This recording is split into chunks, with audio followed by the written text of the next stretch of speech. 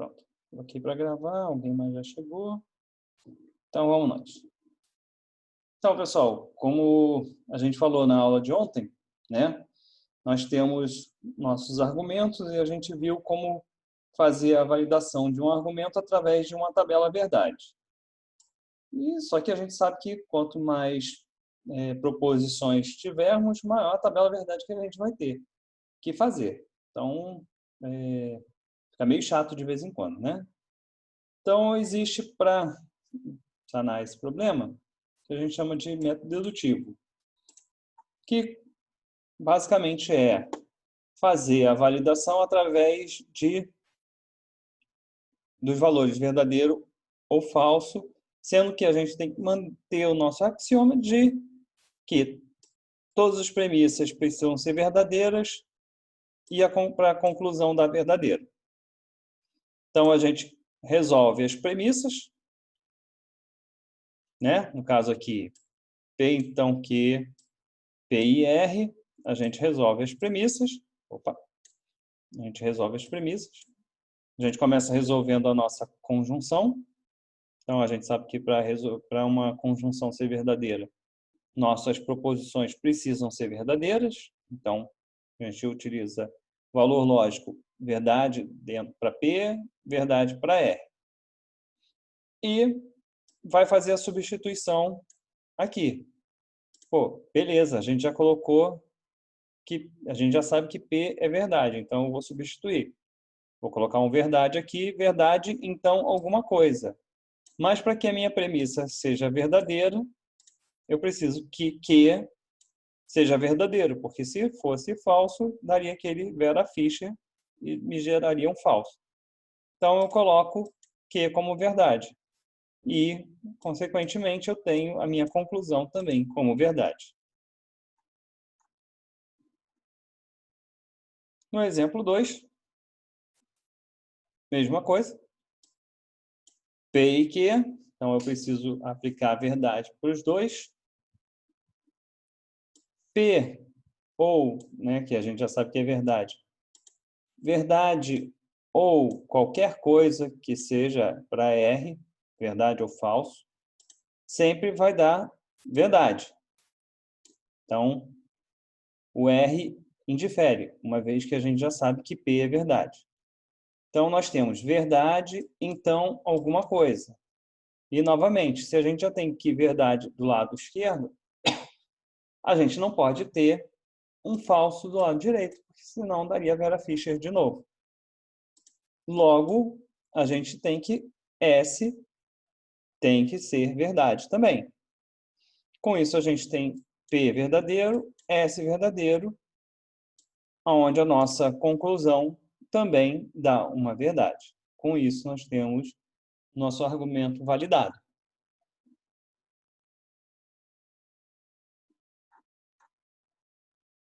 Dessa forma, a gente começou... Deixa eu ir logo lá para a resposta. A gente começou a resolver as questões.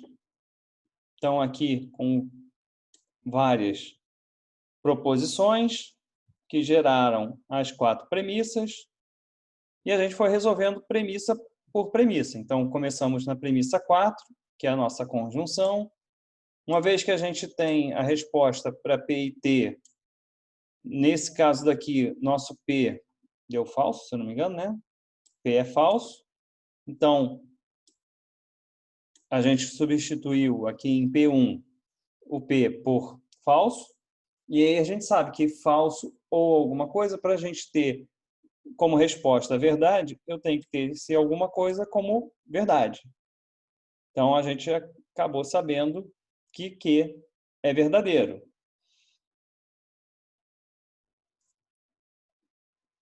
Então, aqui é onde eu digo, né? Blá, blá, blá, blá, é falso, sendo assim, Q é verdadeiro. Com isso, a gente parte para resolver a P3, onde a gente tem, se Q é verdadeiro, a gente tem aqui, no nosso lado direito da condicional, um falso. E a gente sabe que a gente não pode ter um V, então F. Nesse caso daqui, o não S precisa ser F. Se não S é F, S é V. Então, a gente também conseguiu adquirir que S é verdadeiro. E a última, que é a nossa premissa 2, deixa eu colocar para cá. Se S é verdadeiro, não S é falso, a mesma ideia. Aqui nós temos um falso, logo R precisa ser falso. Dado esses valores, a gente montou a nossa tabelinha, que é essencial para a nossa resposta, saber quais são os valores lógicos para cada uma das proposições. E com esses valores lógicos, a gente conseguiu voltar aqui em todas as opções que a gente tinha como possíveis conclusões e identificar que a B, Carlos é compositor e Flávia é fotógrafa, é a conclusão que nos dá uma verdade.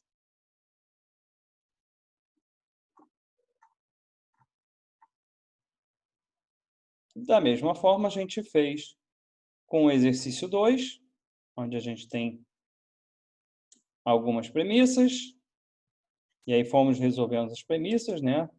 Primeiro, através da P5, a gente já atribui que o valor de Q é verdadeiro, depois a gente resolve a P2, que a gente tem uma conjunção com Q, e sucessivamente do jeito que foi feito aqui. E, novamente, não esquecer de fazer a tabela onde constam todos os valores lógicos de cada uma das proposições. Fizemos a 3 que é um pouquinho diferente, porque como as nossas premissas são todas elas condicionais, nós não tínhamos condições de saber, né, fazer como nas demais, um puxando o outro, para dar um valor. Então, a gente teve que fazer um exercício de adivinhação. A gente atribuiu para a proposição P o valor de falso e fez as substituições. Porém, a gente não conseguiu chegar em que desse todas as premissas como verdadeiras. Nesse nosso caso aqui, tivemos a premissa 4, onde ficou V, então F. Dessa forma, a gente mudou, ao invés de P falso, a gente mudou para P verdadeiro. E aqui no P verdadeiro, fizemos as substituições e tudo que era necessário fazer. Chegamos às 4 premissas com resultado verdadeiro. Dessa forma, a gente conseguiu verificar qual é a resposta que dá também verdadeiro nessa nossa conjunção aqui. Helena não vai à Holanda, e Carlos vai ao Canadá, e Alexandre não vai à Alemanha. A gente conseguiu chegar na conclusão que dá verdadeiro.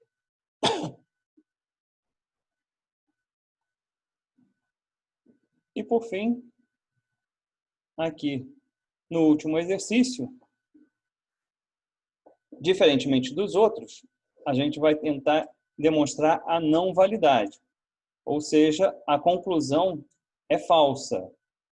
As premissas são verdadeiras e a conclusão é falsa.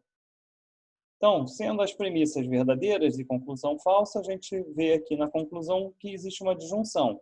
Para existir uma disjunção, a gente já sabe que ela precisa ser falso ou falso, e a gente começa a fazer as substituições.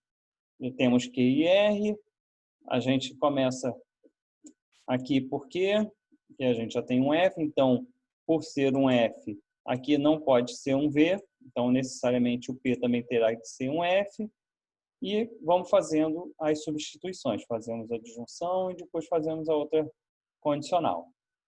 Mesma coisa para B e mesma coisa para C.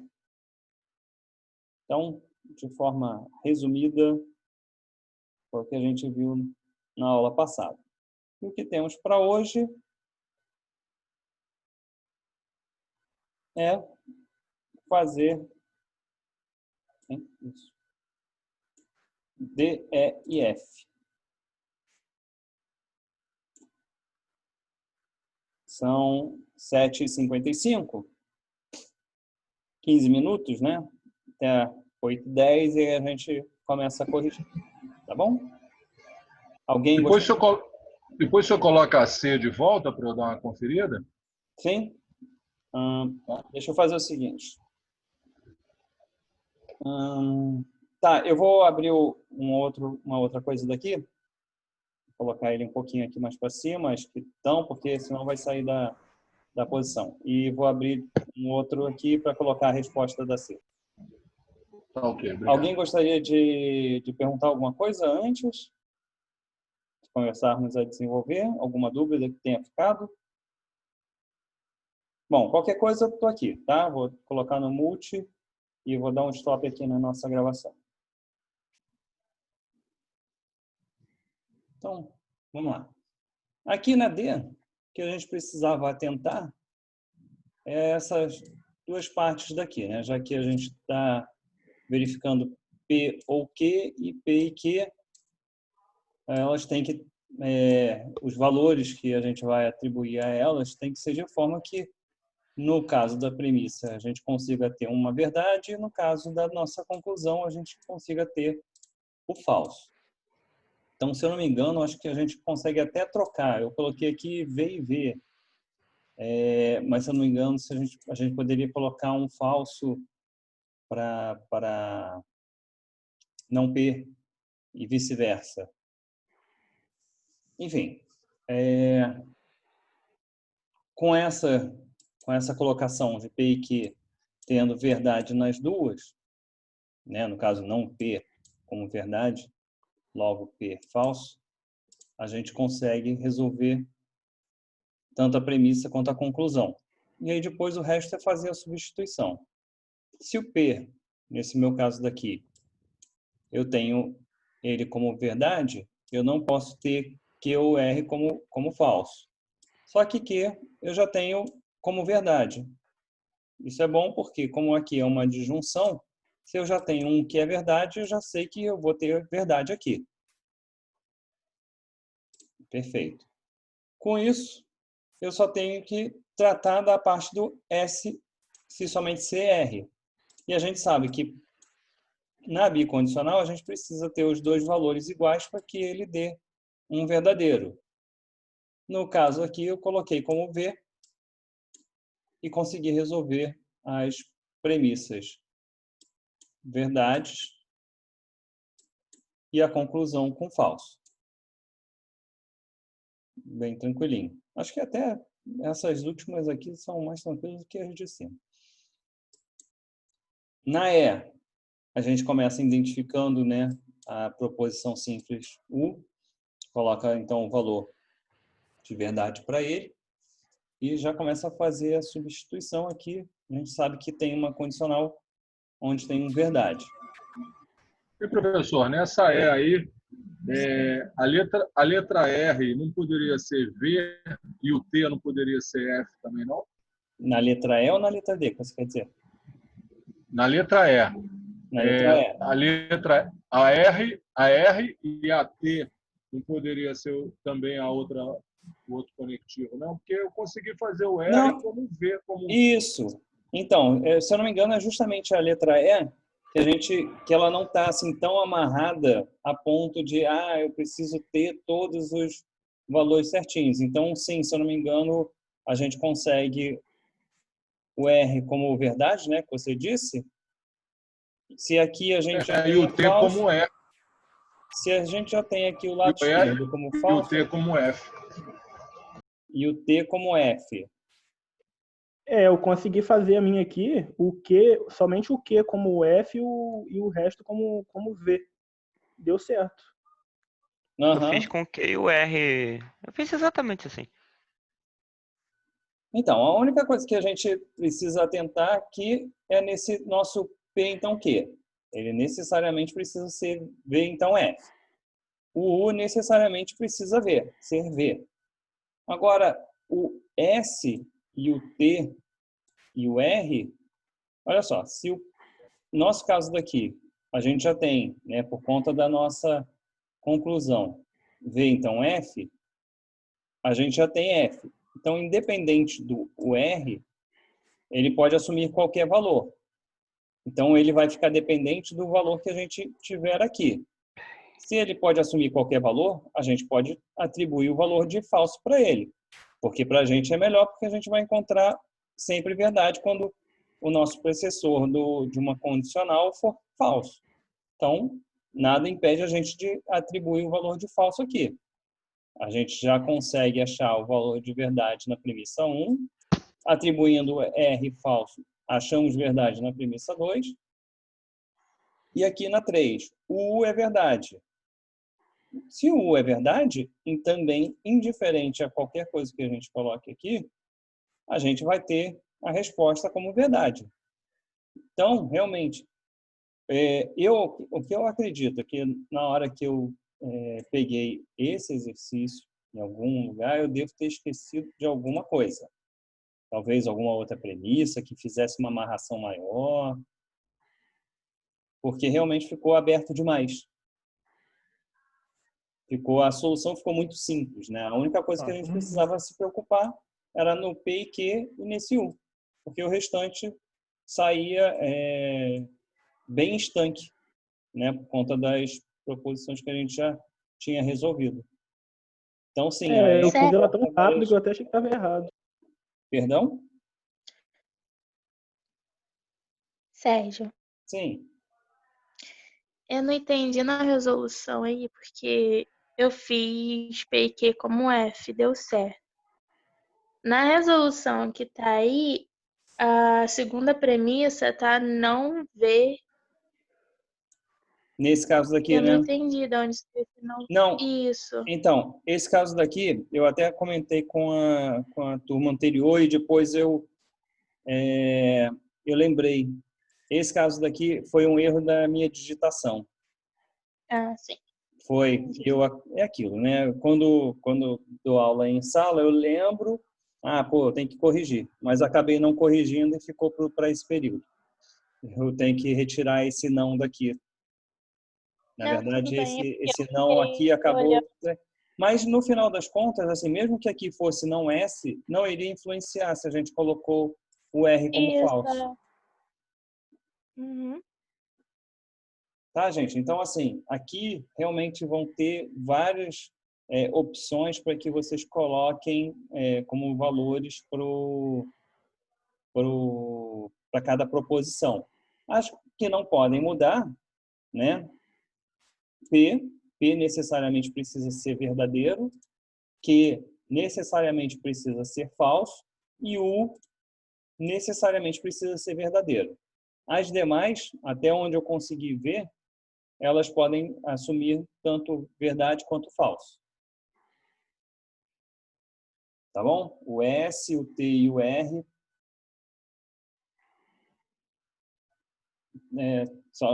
nesse caso daqui a gente teria uma restrição, né? Ele não poderia assumir R como V e um dos dois, S, não, no caso, os dois como F, não poderiam, né? Ou seja, a gente só não poderia ter a combinação V, F, F. Mas as demais estariam abertas. Pelas combinações que nós temos aqui, estariam abertas. E a última. Alguém gostaria de fazer algum comentário? Como é que foi feito? Como é que resolveu?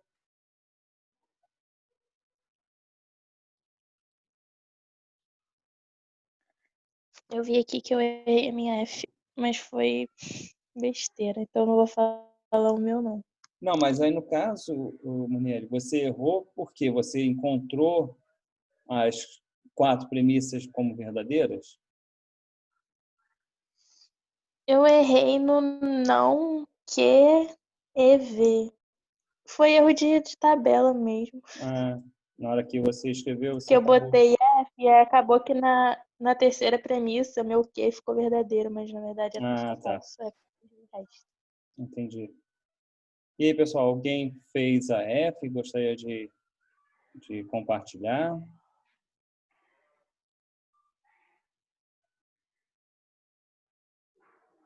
Vamos lá, gente, não se acanhem. Na aula a gente consegue ter uma interação. Vamos tentar ter interação. Alguém aqui?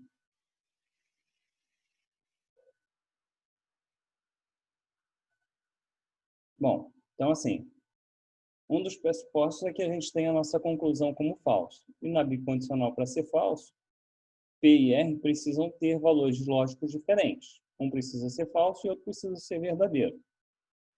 Isso daqui é uma das coisas que a gente já sabe.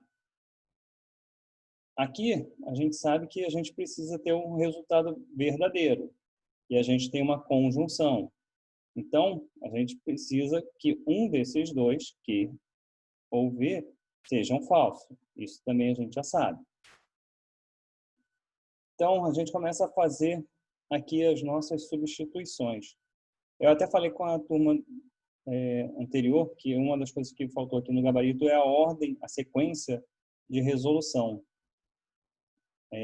Vamos lá, vou tentar achar a sequência de resolução.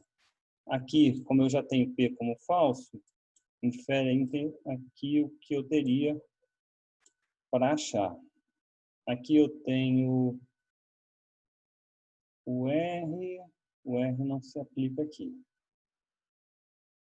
Aqui eu atribuí Q como falso, também indifere. Aqui eu apliquei V como verdade.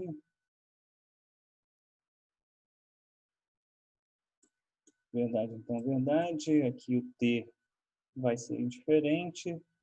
Nesse caso daqui também, qualquer valor lógico, tirando, né, essas observações que eu fiz, que tem que ter um F e aqui precisam ser distintos, vão atender nessa configuração, onde a minha condicional do lado esquerdo seja falso, eu vou conseguir atender as premissas verdadeiras e a conclusão falsa. Também é uma solução mais simples, já aplica falso para o lado esquerdo de cada condicional. Aí ficou bem tranquilo.